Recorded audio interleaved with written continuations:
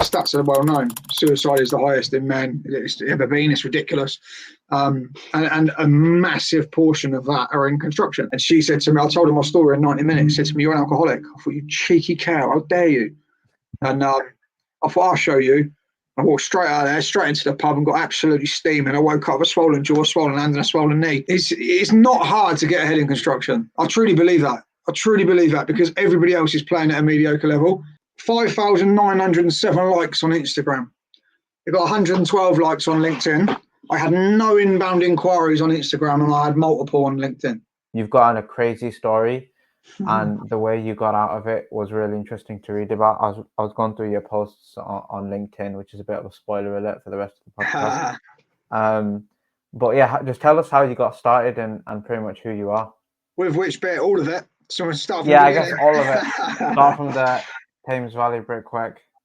Yeah, so where to start, man? What a journey. I'm 36 now, I'm nearly 37. I started at 16 straight out of school.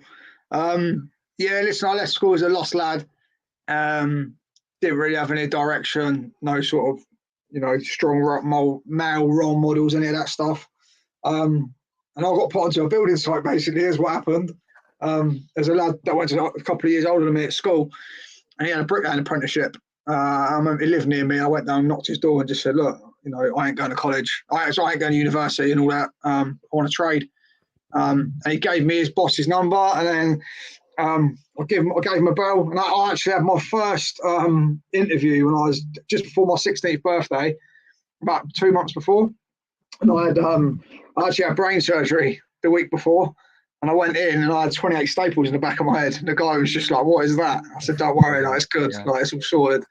And then I got my apprenticeship, and that was it. I was put on site straight after. I was 16, 26th of August. Write it down if you want to send me a birthday card. And then on the 1st of September, I had a trial mine. So, I was a kid, man. That's the reality of it. I was a child.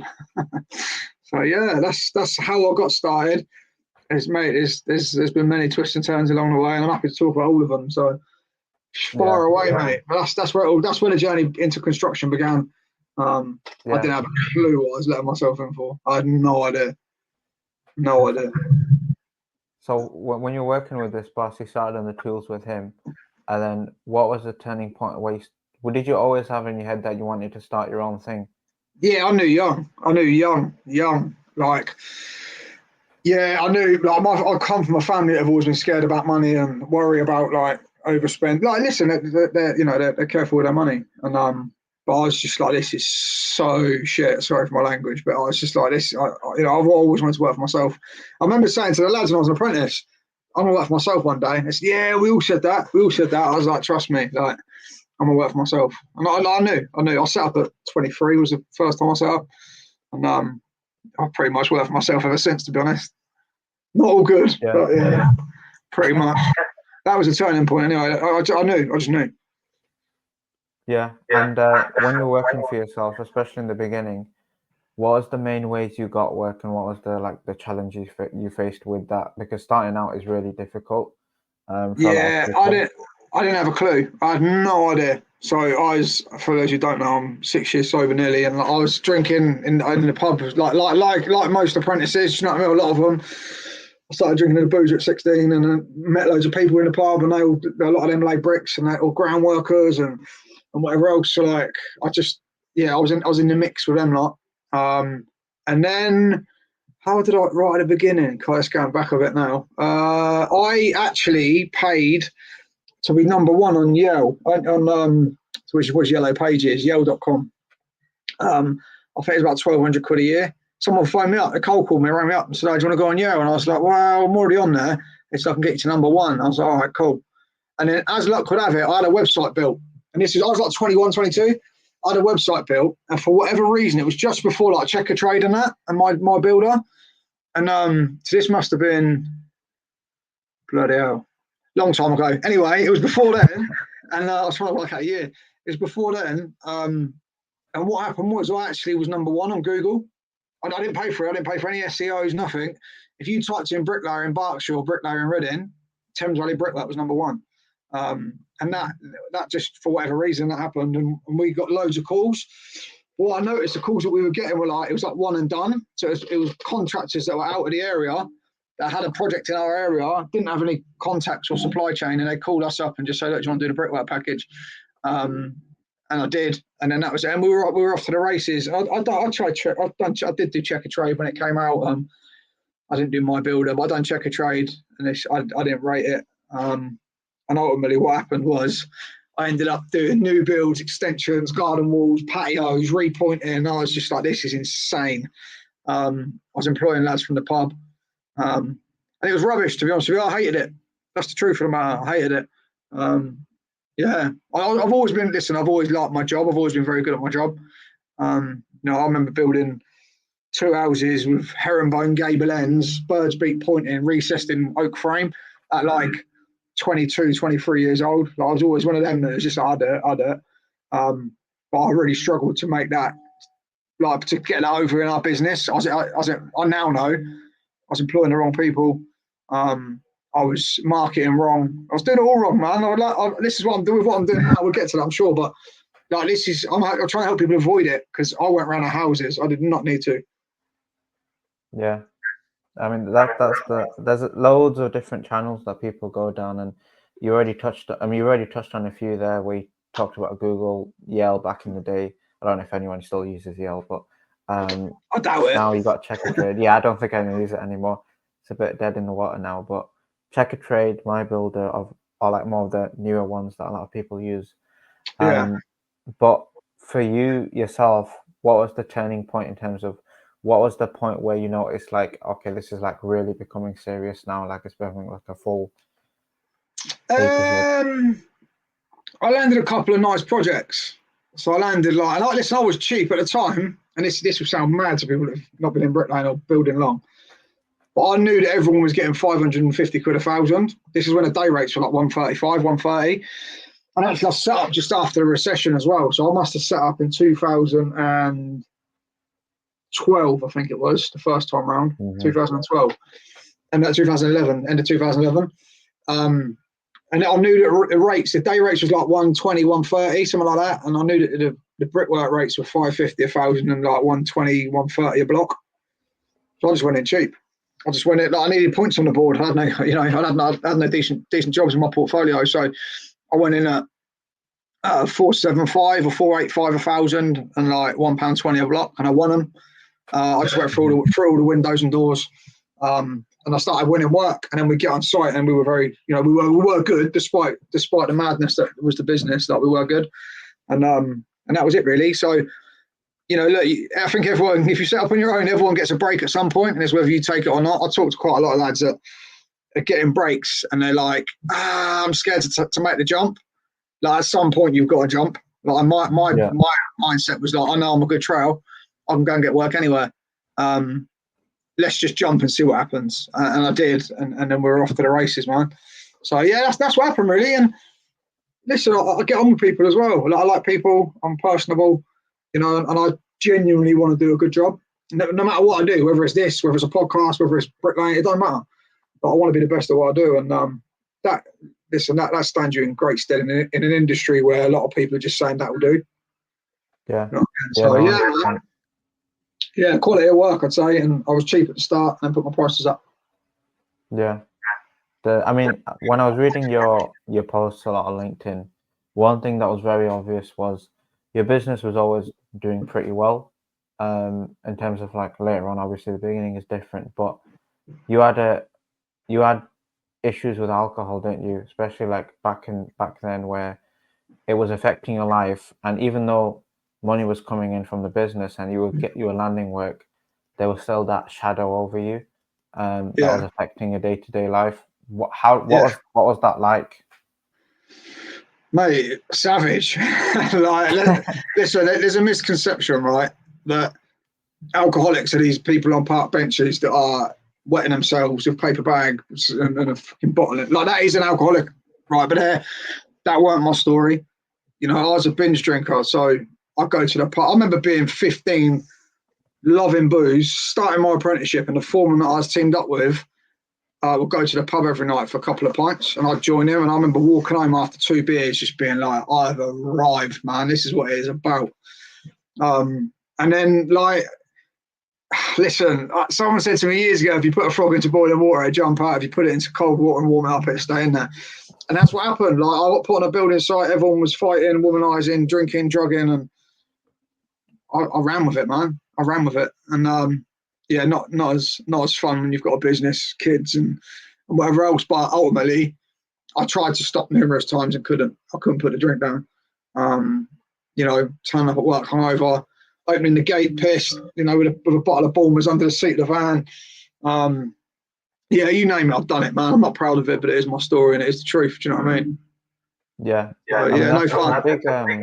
Yeah, it's a big, like, almost like a pandemic in the construction industry, especially in the UK. Like, it's almost like if you're not part of it, then you're almost like an outlier in a sense, where like Fridays, after finishing jobs, pub is like the go-to for a lot of builders.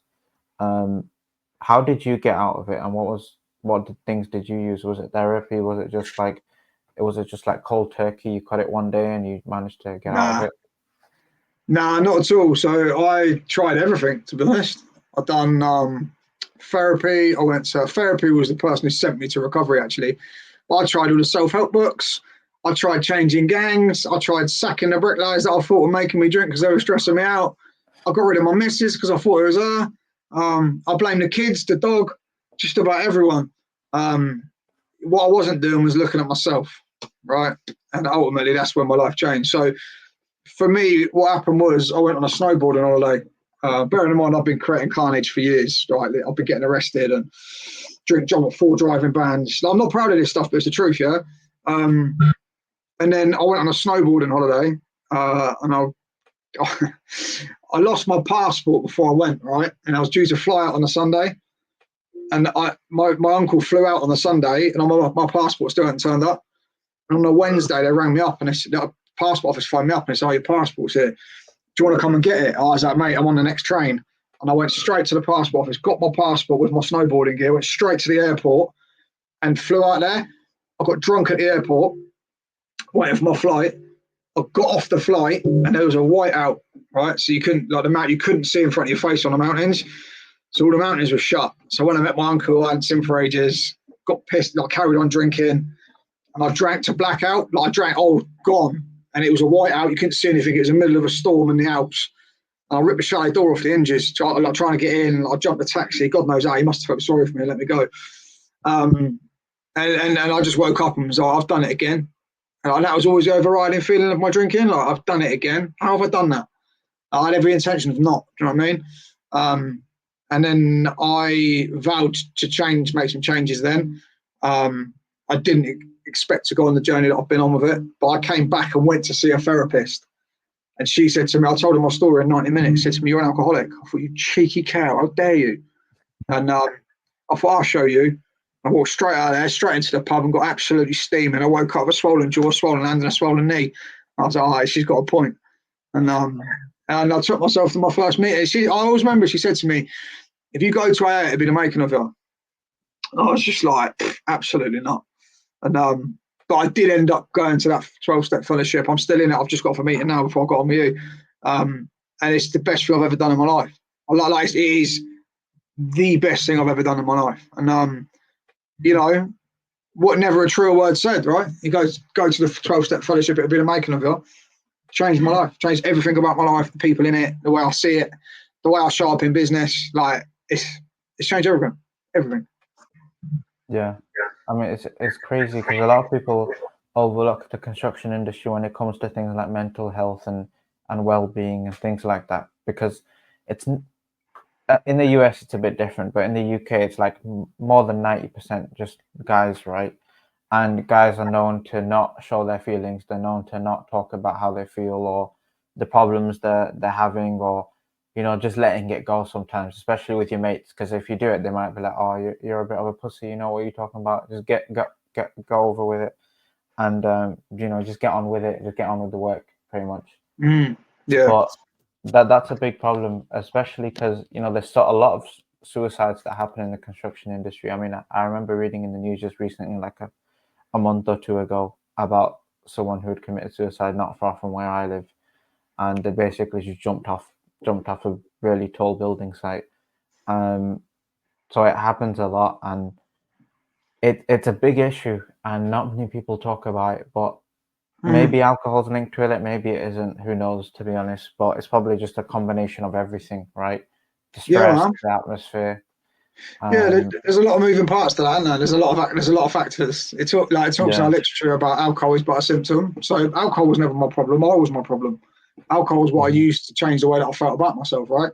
So, yes, construction is. So obviously, look, the stats are well known. Suicide is the highest in men it's ever been. It's ridiculous, and a massive portion of that are in construction. Now, there's various reasons for that. We've touched on some, but it's the lad culture. It's the not getting paid. It's the, having to chase money. Where's the next bill coming from? Jobs pulling out, working in. I got put onto a building site of a load of bullies. That's what happened. That's the truth of the matter. And I learned at 16, either you fix up and you stand up for yourself, or you are going to get mugged off for a long time. You learn quickly. Now, everybody's not the same. Do you know what I mean? Like this. Some people, it is rough, and I've got that line wrong many times. Don't get it twisted. I've bullied, and I'm not proud of that either. But I was on a building site as a 16-year-old lad, and it's a survival of the fittest, right? So, I used to call it banter. It's not banter.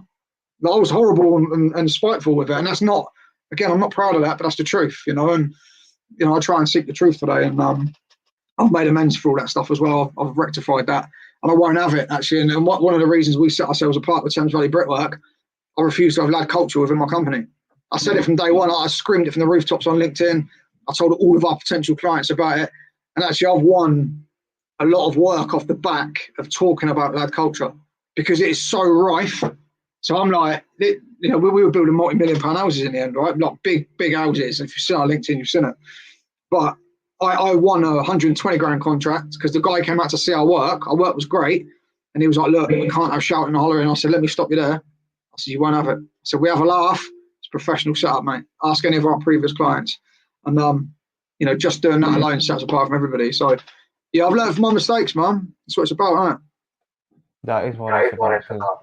Like, at the end of the day, everyone's got their flaws, and you just need to improve yourself from the perspective, especially if you, like you just touched on it there, the customers see it as well. The customers notice it, and when they notice more of a professional atmosphere, what they feel comfortable to, because the thing is, they're letting people a lot of the time, either build their house or into their house, and when they feel a culture that they're not happy with, they notice it, and it has an effect, especially when it comes to residential. Obviously, you're more involved in commercial and development as well. But yeah, it's something that's really important. But yeah, you can't be shouting and hollering in someone's house. Do you know what I mean? If you're doing extensions and all that, and like the most of it is chinned him, shagged that. Like it's ridiculous. It is ridiculous. Do you know what I mean? And let's have it right. When I got sober, I got slaughtered. Like I mean, honestly, like some of the lads, listen, some of them are trying to sober up themselves now, but they all laugh and they're just like, you were hounded. I was 30 years old. All of my friends were, I'd call them alcoholics, whether they are or not, it doesn't matter. At the time, I was in construction. Like I was in a world where no one got well and sobered up and was kind and was considerate and was loving, and like I went against the grain and I got absolutely ruined for it. That's the culture that we operate in. Sometimes it's difficult to get out of, man. Yeah. I mean, that is true, because you're a product of your environment, and at the end of the day, if your only friends or your close friends are all doing the same thing, then suddenly if you stop doing that thing, then you feel completely disconnected, and you almost feel alone in a sense, where you're not following the crowd, or you don't have anybody to talk to who wants to do the same type of things that you want to do, or has the same motivations that you do. But it's a difficult culture to get out of, definitely. But definitely, man. I use that as an indicator, right? If everyone is going in a direction, I'll go the opposite way. I do it with my marketing. I do it with my brickwork company. I do it in life. Like if the whole crowd are going left, you can guarantee I'm going right. That's just the way. I don't want what everyone else has got, so I ain't going to do what they do. So, unless it comes to recovery, and then I do follow with what other people are doing that have walked the path before me. But other than that, I ain't interested. Yeah, I mean that's a perfect lead into my next question now, because a lot of contractors, like we mentioned before, there's so many ways of getting work. There's Google, there's bloody ads, there's content, there's TikTok, there's Check a Trade My Builder for job posting sites. There's so much, but you went against the grain in a really big way. And even today, if you were to do this, you're pretty against the grain because not many people are doing it. But you use LinkedIn a lot, right? Yep. What even made you start on LinkedIn? LinkedIn's where the money's at, man. Let's have it right. LinkedIn is where the money is. So look, LinkedIn is B2B, yeah? If anyone doesn't know what that means, it's business to business, right? Facebook, so the way I've always looked at it is Facebook and Instagram are where the tradesmen hang out, right? So if I need a bricklayer or hog carrier or whatever, I want to go onto Instagram and do a story or whatever. I've never been paid, and I don't mean there's the platform paying me. I mean, I have never won, or my one job I won out of Instagram, but that's because the fella knew someone that I knew. Other than that, I ain't won no work out of them. And what you win, and I've probably spoken to 200 construction owners in the last 10 weeks, yeah? And the majority of them are on Facebook picking up scraps. What I mean by that is like little extensions, little garden walls. Do you know how many of those you need to get through a year? It's ridiculous. Like you need so many. It's a lot of hassle for not a lot of return and not a long run of work. So I knew that early doors. I knew that ages ago. In the start, I was on like Facebook, Instagram, Twitter, and then what happened was, so I got out of bricklaying. I'd done the subbing. I got to 27-ish. I was having heart palpitations. Like I hated it, man. I built a company I didn't even want. I was in a relationship I didn't want to be in. I had a house in a street I didn't want to live in. Like it was I built a whole life I didn't want, and I binned it all off. I literally just sacked it all off. I was like, I'm done. I'm done with all of it. And I got out of bricklaying. I was never coming back. And what happened was, I went to film school. Studied cinematography. I wanted to go around the world and film documentaries, and we started shooting music videos and all that stuff. Yeah, so there's a whole another story to my content creation. Yeah, but in that time, I went to what's called a Power of Video convention in Belfast, and it was the world's biggest YouTubers. And I had two podcasts at the time. I had one podcast at the time, and I was doing a bit of YouTube. I went to this convention, and Gary Vaynerchuk, I don't know if anyone knows who he is, but he's one of the biggest personal brands in the world. His right-hand man was there. His name's Calvin. And he said, if you take away anything from what I tell you today, this was like, mate, this was 6 years ago, 7 years ago, it was ages ago, 7 years ago, maybe even more. He said, if you take away anything from what I tell you today, get on LinkedIn.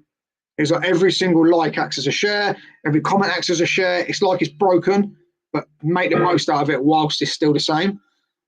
So I knew about it then. And then when I started a men's mental health brand and podcast called Mentality and the Man Cave. And we interviewed some cool people. Kelly Maloney used to be a boxing promoter. Like we had some big names come on, right? And I knew I needed to be on LinkedIn. Mate, I looked at that platform. I was like, people like me do not rock up on LinkedIn. Like this is going back a few years as well, when it weren't like really like, it's like a business Facebook now. And I was just like, I need some help. And I went on to LinkedIn. I set a profile up. I had no connections. And I messaged Leah Turner, I'm sure you've seen on there. She's a LinkedIn coach. And I gave her my money straight away. A lot of what she stood for. She was covered in tattoos. She was doing it different, and I knew that I was like that. And she gave me my coaching on LinkedIn. And I put into practice what she taught me, and we went to the moon straight away. And people laugh, and I tell you, I priced I think it's three. I priced a couple of million quid's worth of work, labour only, in year one, just from LinkedIn. Now you compare that to Facebook. Like people have got to stop looking at the likes and the interactions, man. How many inbound leads are you getting? I didn't send a cold message, and I still don't. I don't do it. I don't need to, because the content I create talks exactly to the people that I'm talking to. So that's, I mean, I've digressed a little bit there, but ultimately I got on LinkedIn because it is where people are looking to spend money on the thing that you do. Why would you not be on LinkedIn? And I talk to people all the time. I've got mates that are still in the building game now that are like, oh, you know, I'm sick of Facebook. I'm like, mate, what are you doing? You know, I've done a post where I went mental. Why are you paying Check a Trade £500 a month and not using LinkedIn for free? I paid zero for my marketing in the first year. Nothing. You It's a phenomenal platform.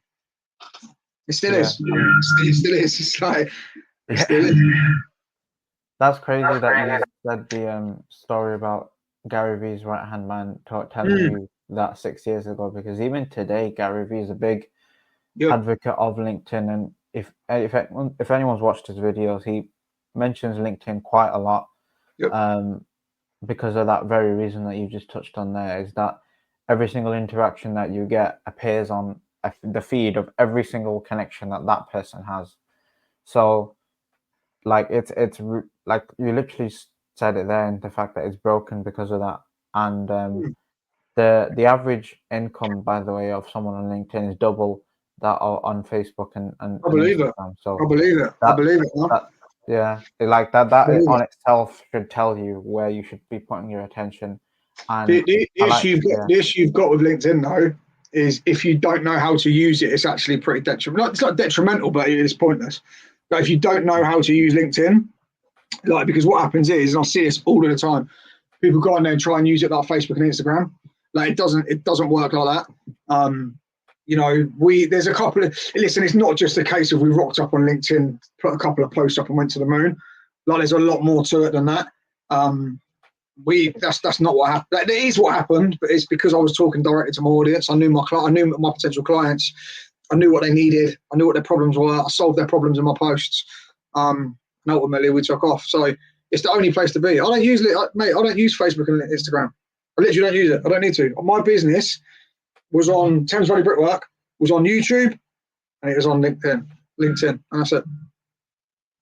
Yeah, I mean it's crazy. LinkedIn is crazy because of that fact, and like even till today, there's barely any construction business owners on LinkedIn. And if they are on LinkedIn, they're more just consumers rather than producers. They won't actually make any posts or interact much. They're more just take all the content that's on LinkedIn and just not do anything with it and not actually act on it. And like you talked about numbers there, which is interesting because right now TikTok's getting all the attention, right? Like you get millions of views on TikTok, all sorts of different content on there. But what you just said there about are you getting inbound leads from it? You can get thousands and thousands of views on Facebook and Instagram, but you might not get a single message. You might not even get more than 20, 30 likes on a video. If I've done a post on it last 2 weeks ago, 3 weeks ago. Like I'll tell you the numbers right now. Hang on. I got on Instagram. Wait there. I'm looking on my iPad as we speak. Right. If I go onto my page, I put a video up on that one of me laying a block, and it got 5,907 likes on Instagram. It got 112 likes on LinkedIn. I had no inbound inquiries on Instagram, and I had multiple on LinkedIn. Numbers don't matter. It don't matter. I don't care if you're super niche, yeah. And I'll tell people the riches are in the niches. Like if you're super niche and you're getting 10 likes, so like 3 weeks ago, I put a post up. It had 11 likes on LinkedIn, and people look at that thinking, "Cool, he's not getting any traction." I had 5 inquiries from 11 likes. It does not matter. You have to talk directly to your potential clients. I don't care if Sandra, the dry cleaner's liking my post. And actually, it's detrimental because what happens is Sandra, the dry cleaner, will like it because I've added her because I'm stupid. No disrespect, but that's my story. I've done all this lived experience, right? I added her, and then she liked it, and then all of her mates like it, and by the time they've all liked it, your content is so far away from your paying customers, it's ridiculous. Like people need to stop looking at the numbers, man. Start looking at the inbound inquiries.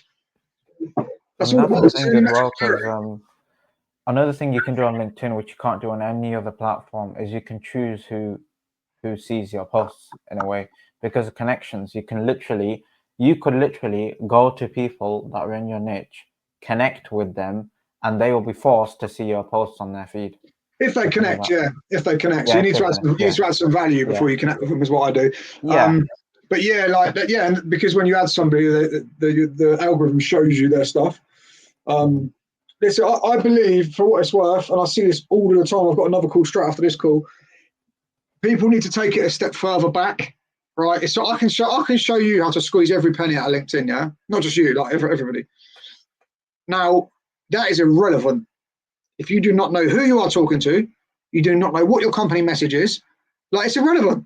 Like, if you confuse, you lose. And that's what most people are doing. They're going on online and going, look at us. We're great. We're the award winners. No one gives a shit. No one cares. They just want their problem solving. They do not care about you. They want to know what you can do for them and how quickly you can do it and what it's going to cost them. Yeah. That's my experience. Another thing people make the mistake of as well is they post behind the face of a company, or they post behind a really high-end professional look. And that doesn't connect with their audience at all, because they have no idea who did that post. They have no idea what your name is. They don't know anything about you. Yep. Whereas, like, one thing that you do very, very well is that you post, one, for a start, your account is yours. It's not another company's name. It literally says Lee Fuller on it. That's one thing that a lot of people don't do. Another thing is you actually talk about how you actually solve problems, or how you've solved your own problems in the past and your own stories, and how that's helped you get where you are.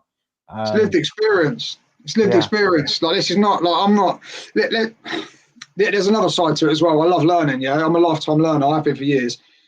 Like, I have spent tens of thousands of pounds on courses, mentors, coaches. Like, honestly, I've been on this journey for a long time.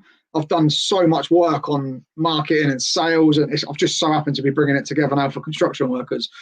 But like, it's not hard to get ahead in construction. I truly believe that. Because everybody else is playing at a mediocre level. If your work is exceptional and you solve their problems and talk to them, it's a matter of time. Like I say to everybody, it is a matter of time. The issue is no one has the information, because it's like a secret. I'm just like, here you go, here's everything. And just touching on the personal thing, the personal page. Why would you build a company page? Like, I'm building one for a customer at the moment, and I understand his reasons for it. He wants brand awareness, not new clients. They're full up. But why would you bother? The quickest way to build a business in 2024 is through your own personal brand. Like, it's as simple as that. People want to know the person behind the business. People do business with people, not businesses. Yeah, that's what it is, and that's literally a line that I don't know if it was me or Marshall that mentioned it in episode 2 of the podcast, but literally we touched on that, and it's so important. And I don't know why people have this this kind of stigma in their head that they don't want to be out there, and they don't want to put themselves out there. And people are gonna, I don't know what they think, if people are gonna rob them. I don't know what people think in their heads that are like stopping them from making that personal brand and uploading content about themselves, about what they do, about the customer's problems. But for some reason, a lot of construction workers just don't do it. Now, I think it's more, people are more aware of it. People like yourself, there's loads of people on YouTube now, whether it's Daniel Asheville, whether it's Chris from Every Trade, who we had on the first episode. So many people now are more aware of content and how it can literally directly affect how good your business is. Literally, you stop inquiries, and still, you could listen to something like this, or be, go onto LinkedIn if I've missed a boat. Like, trust me, you have not missed a boat. Like, in 5 years' time, anybody who is not creating content is done. Like, I mean that as well, because there's a whole generation of construction entrepreneurs going to come through that have grown up making videos. My daughter's 15. All of our mates, if they get into construction, they win. They've been creating since they were flipping knee high. Do you know what I mean? Like, Daniel Ashfield's done great, and we're getting back on YouTube next week. Actually, I'm a bit different. I don't want to be YouTube famous. That is not my goal. It actually isn't. I've got no interest. But it is a brilliant vehicle to get the information out. And what I want to do is make genuinely good marketing. Marketing's so good, your customers come to you. I want to make that accessible to everybody. For what I said earlier, it shouldn't be a secret. Like, everybody should be able to get ahead. Do you know what I mean? And I see it quite a lot with, what you're saying there about people hesitating to make content. Like, even clients that come to me and was like, I'm thinking about giving it up. And I've had a lot lately. I'm thinking about giving it up. I don't know where to start. I haven't got the confidence. I'm not the sort of guy that, when did you tell yourself that narrative? Like, what's the alternative? This is the world we live in today. This is the way that things go down today. You've got people like Daniel Asheville, you've got people like myself, Charlie Collis, all those guys.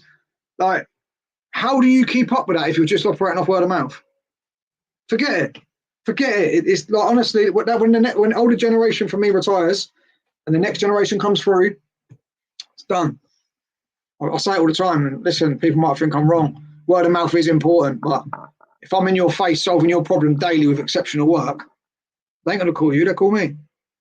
Yeah, He who shouts the loudest and executes at the highest level wins. Yeah, I mean, the thing is, like, it's just not an even playing field, like, at all. And even if the thing is, a lot of people see content as like a top of funnel strategy, which it is. Mm-hmm. But another thing is, someone who has maybe approached you, who maybe hasn't come through content, for example, in a referral, or they've come from, somewhere else, your content will be a big play in converting them into a customer. Because the second they approach you, they ask any question about work, what projects have you done, all the usual questions, right? You can just send them to your page, whether it's on LinkedIn, whether it's on Instagram, Facebook, wherever it is, or YouTube. And more often than not, they're going to convert as long as they consume your content. And that comes back to making your content actually good enough for that platform. Yeah, let me give you some context on that, right? So you've nailed it, yeah? So our process was we got our warm leads through LinkedIn, yeah? So this is for the Brickwork Company, not for this. And it's the same for this, right? But for the Brickwork Company, all of our warm leads came through LinkedIn. They messaged me saying, do you want to price this? Do you want to price that? They call me up, so I love your content. And I'd say to them, go and have a look at us on YouTube, make your own mind up, and then we'll chat. I position myself as the price. Well, listen, I know what we're about. I know the level we're playing at. And if we align, I'll price work for you. Now, I'm a bricklayer. I'm the same as another bricklayer. That's a fact. But it's how you position yourself in the marketplace. Now, I position myself as the price. I know the level we operate at. I know that, we were never the cheapest ever, but what we've done was we created enough market value where people's like, I want to use him. And that's how do you do that in a world where everyone's doing the same thing? It's easy. You've just got to know your client's problems. And mate, like, it's like I keep saying it, it's not difficult. Like, our YouTube was only ever, actually, I'll tell you what happened. My missus said to me, every time you're in front of someone, you win the work.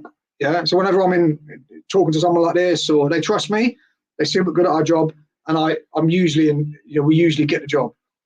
So my partner was like, women, as a rule, usually deal with the builders because the husbands are at work. As a rule, I'm not being sexist or anything. That's as a rule, yeah. What do women not do? They don't trust builders. A lot of them don't trust builders, and rightly so. There's a lot of scumbags. So my missus was just like, you're different. Show people. And I was like, oh, okay. Actually, I was a bit like, I ain't got time for that. I've got business to run. And then what I'd done was I streamlined my business and had a day off a week and created content. And what we'd done then was when we got a warm inquiry, I'd done what I just said to you. I sent them the link. Anyone that contacted me, see what we're about on YouTube. Now, the interesting bit is what YouTube allows you to do is pivot. Yeah. So I've now left the business and I'm now doing a construction media company, yeah, and marketing for other people, which is going really, really well. The most of our converted clients come to me and have already seen me on YouTube. Like the majority of people that have given us their money, I'd say probably 90% of them knew who I was before they called me. That's like, why would you not create content? Do you know what I mean? Like, I've started a business, Helen and I have. I was laying bricks at Christmas. This was never a thing, ever. I started this off the back of two of my friends that are in the industry contacting me that are turning over good money, saying, can you do our marketing for us because you're brilliant and we love what you do. I've gone, I don't know, I'm doing a bit of day trading, not too sure.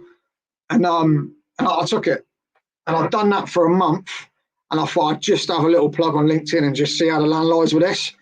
I promise you, I've had 200 phone calls in 10 weeks.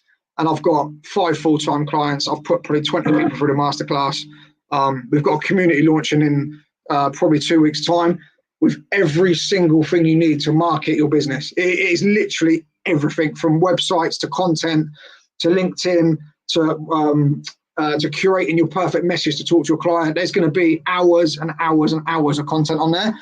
And what it is it's me putting together everything that I've learned, everything lived experience, plus all those tens of thousands of pounds I've spent on coaches, courses and all that into one place. It's 65 quid a month, man. This stuff's affordable to someone who's working for someone else. Do you know what I mean? There's live meetups. There's going to be fortnightly Zoom calls. Like that's one part of our business. And then we've got the full-time management that we do for, companies that are turning over a couple of million quid.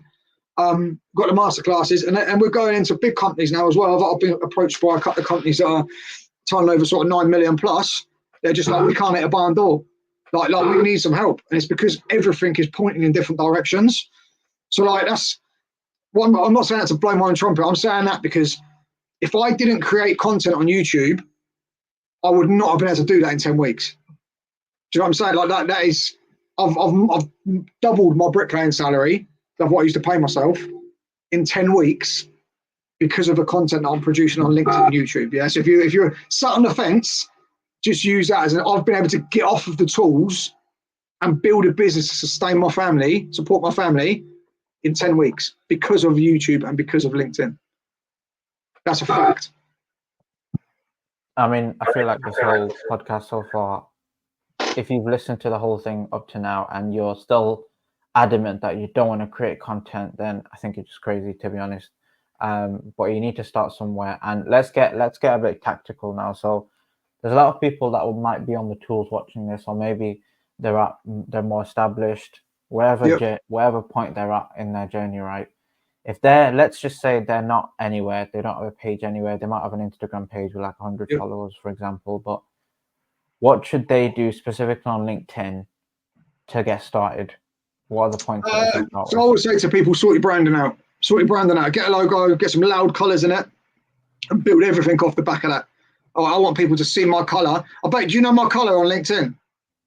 It's green, isn't it? High-vis green, right? I want people to see that and know it's me. I want them to see me coming on their timeline. LinkedIn's boring, man. Let's stand out from the crowd. My missus is shouting at me. Anyway, she can wait. I want them to stand out from the crowd, like, and be seen. Like, this is a be seen game, yeah? So I'd say sort your brand out, get a wicked logo, give me a shout. And again, I'm not trying to plug it, but that, like, if someone said to me at the beginning of my journey, give me 65 quid and I'll give you every piece of information you need to take your company to a multi-million-pound company, I'd be like, I'll give you 650 quid. I just want the information, right? But there's so many things you can do on that platform that set you apart. Structure of profile, colours, banner, like the sections that you add, the way that you post the content, and that's where everyone's going wrong. You can't. I can show you how to use LinkedIn.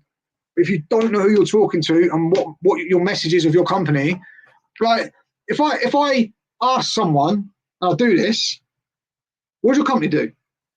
What a lot of people say is, oh, we're a 5th generation award-winning, such and such, and our clients love us because, whoa, shut up. No one gives a shit. What do you do? All right? We help you create marketing so good your clients come to you. And that is it. You don't need no fluff. So it's about simplifying everything. Strip it back. I hope that makes sense. It does to me. No, it definitely doesn't. I get a lot, like, if I'm doing digital marketing for a client and on the first call, like 75% of the time, if I ask them what they do, they start listing me like 6 or 7 different things that they do. They're like, and that comes down to niching down. And you talked about the riches are in the niches, right?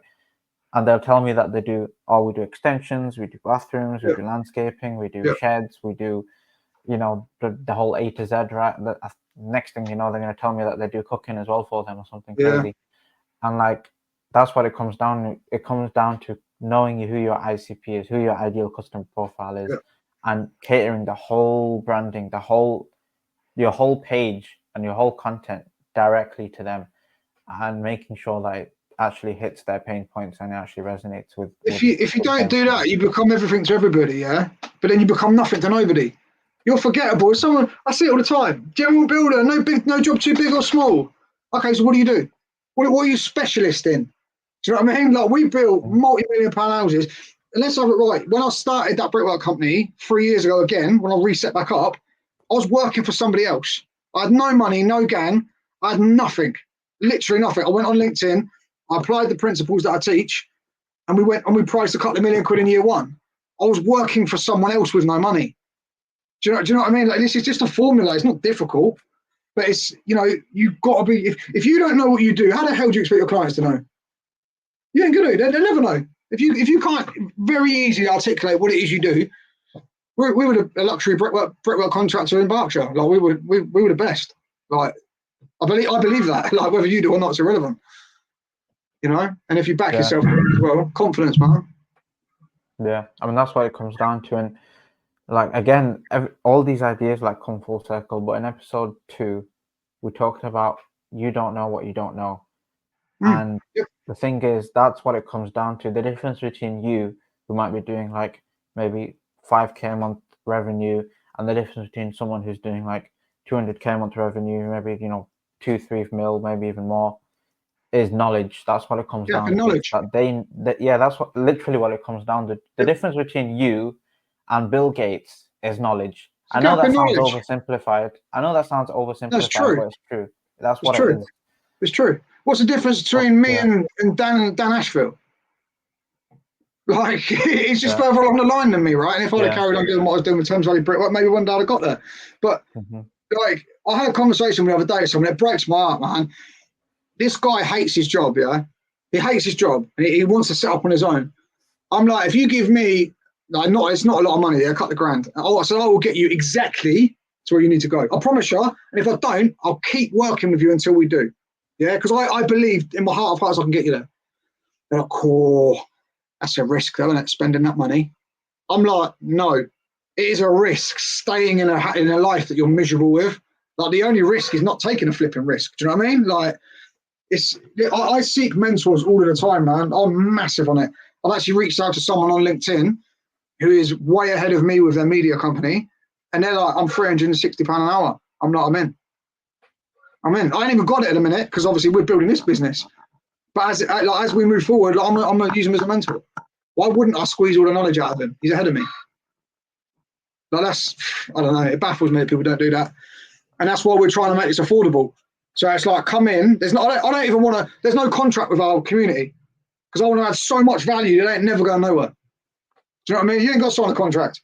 If you don't like it, quit. Whatever. Yeah. Right. I know the value we're adding. I mean, that's what it comes down to. And I love what you just mentioned there about risk and people's perception about paying money to get knowledge and to get to the point that they want to get to, because like it's so true. Like there was someone I was speaking to a couple of weeks ago and they said the exact same thing to me. And I literally told them, right, there's 2 scenarios with them. Scenario 1 is that they pay whatever they want to pay to get the knowledge, right? Whatever that number is, it doesn't really matter. Scenario 2 is they don't pay it. They keep going at the way they're going, and maybe in a couple of years' time, either the business goes bust or it just declines even further. Yep. Right? What is really the bigger risk there? Like, is it really the money, or is it more just not spending the money and then just going down? I agree. There's another factor to it as well, right? So I spent a lot of money doing this, yeah, a lot. I've done about 20 grand on camera kit. Like when I was doing the filmmaking, I've spent a lot. I've gone broke a couple of times from doing different things. And I'm not ashamed to admit that. Nothing is wasted. So everything I've learned in the last 10 years, 11 years, 12 years, whatever it is, I'm now teaching and charging for because it's great and it works, yeah? Like if you spend money on yourself now and you learn all of this stuff, you can then get off the tools and go and teach others because this is needed. But it's not just me going, let's level up, mate. Like, I'm not like that. I'm like, go learn it all and then go and teach someone else and get paid for it. So like, just by doing this, 65 quid a month for a year, you watch it 20 times. Go charge someone else. Get off the tools. That's all I've done. I'm a bricklayer. Do you know what I mean? That's all I've done. Yeah. I've just learned a lot over a long period of time. And but I say I know it works. It's working for my clients, working for full-time clients, and it will work for anyone that applies it. So yeah, man. Yeah, I mean, this is perfect. I think that's a perfect way to close it off. Last question then. What I basically do with this podcast, and you probably already know because you're from the UK, but Stephen Bartlett on Diary of a CEO, the way he ends the podcast, he asks the guest to ask a question for the next guest that's coming on now. The question that was asked in last episode, which I'm going to ask you now, it's a really good question actually. Well, basically, this is more in the contracting space, but how do you finish a job with a customer in a way where, you know, they're left feeling content and they're left feeling happy about it? So the only way is to add more value than they pay you for. It's the only way. So, you know, if they pay you to build them an extension, but go above and beyond, like little things, you know, help them get some stuff run back for their patio that has nothing to do with you, but you've got the labour there to do it. Chuck the boys on it for half a day or a couple of hours to help them. Like, you've got to go above and beyond. You know, I'll give you an example, right? My community is not ready yet, yeah? In my eyes, it's not ready yet. So I can charge people to come in it for the bi-weekly calls and all that stuff, but the library isn't as thick and as good as I want it to be just yet. And I had someone call me today and they were just like, Lee, I want in.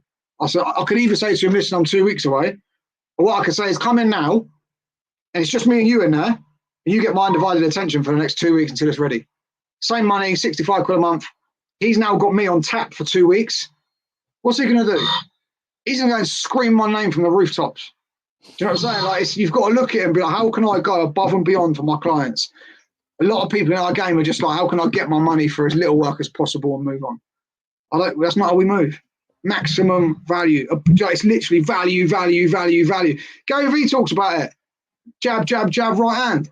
Like, that's, you know, it's a value game. It's all a value game. Yeah, that's the best. That's such a good answer as well, because like, if you just look at these big guys, right, whether it's Gary Vee, Alex Hormozy, right, any type of big serial entrepreneur you can think of, the way they got famous in the first place is by doing exactly that, is by providing way more value significantly Money than comes, what they're man. charging for. Yeah, Money that's comes. how it works. And like, even if you think about the richest people on the planet, right, Jeff Bezos, Bill Gates, Steve Jobs, right, like when Steve Jobs, obviously before he died, when he was doing you know, the iPhone, we just think about it from a logical standpoint, the iPhone was such a valuable thing at the time when they first released it, in comparison to what they charged for it. Like, it's so crazy the amount of things you could get on at the time. Yep. Jeff Bezos with Amazon, you can order something and it will come to you the next day within 24 hours. Value. Like, it's value. That's what it comes down to. And it's the same thing with your answer, and that's why I love it so much. So taking it back to construction, yeah, it's the same. When I set my brickwork company up, I knew the rates. I was asking around. I was a young lad. Like, I was asking the rates. People told me. I then went, right, okay, I'm cheaper, and I'm going to provide a better service. And then what happened was I stacked my diary up and then put my prices up. And everyone was like, all right, cool. No problem. We know you add value. Like, no problem. You want the going rate, that's cool. And I was charging what everyone else was charging.